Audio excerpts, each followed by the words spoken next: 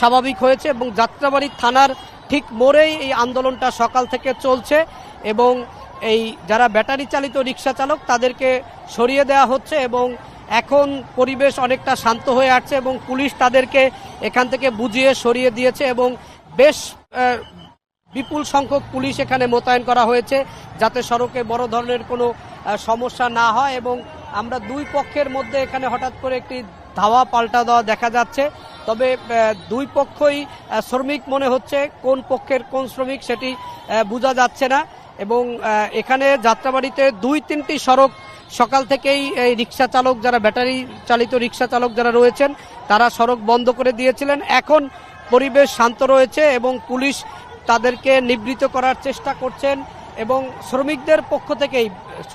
পক্ষ থেকেই ধাওয়া পাল্টা ধাওয়া চলছে এবং মূলত ব্যাটারি চালক রিক্সাওয়ালা যারা রয়েছেন তাদেরকে এখান থেকে ধাওয়া দিয়ে সরিয়ে দেওয়া হচ্ছে এবং আমরা দেখতে পাচ্ছি যে যাত্রাবাড়ির একটি সড়কের পাশ থেকে ব্যাটারি চালিত রিক্সা চালকদেরকে ধাওয়া দিয়ে সরিয়ে দিচ্ছেন। যারা সরিয়ে দিচ্ছেন তারাও এখানে শ্রমিক পক্ষ এবং পুলিশ যাত্রাবাড়ি থানার ঠিক কোনায় অবস্থান করছে এবং পুলিশ এখানে কোনো ধরনের লাঠিচার্জ বা কাউকে গ্রেপ্তার বা কাউকে কোনো ধরনের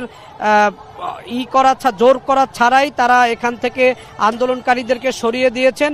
এখন এখানে তেমন কোনো আন্দোলনকারীরা সড়কে অবস্থান করতে পারছেন না এবং ব্যাটারি চালিত রিক্সা চালকদেরকে সরিয়ে দেওয়া হয়েছে এবং বাস চলাচল অন্যান্য যানবাহন চলাচল স্বাভাবিক হচ্ছে এবং যাত্রাবাড়ি থানার ঠিক এই মোড়েই আন্দোলনটি হচ্ছিল। সেই আন্দোলনটি সকাল থেকে ব্যাটারি চালিত রিক্সা চালক যারা ছিলেন তাদের উপস্থিতি অনেক বেশি ছিল এবং তারা শুরুতে কিছু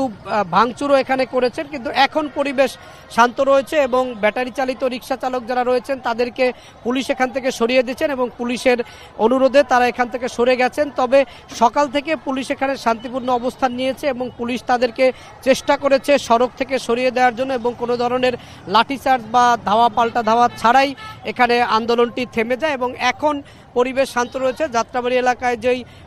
আন্দোলনটি ছিল সেই আন্দোলন ব্যাটারি চালিত রিক্সা চালকদের যে আন্দোলন তারা মূলত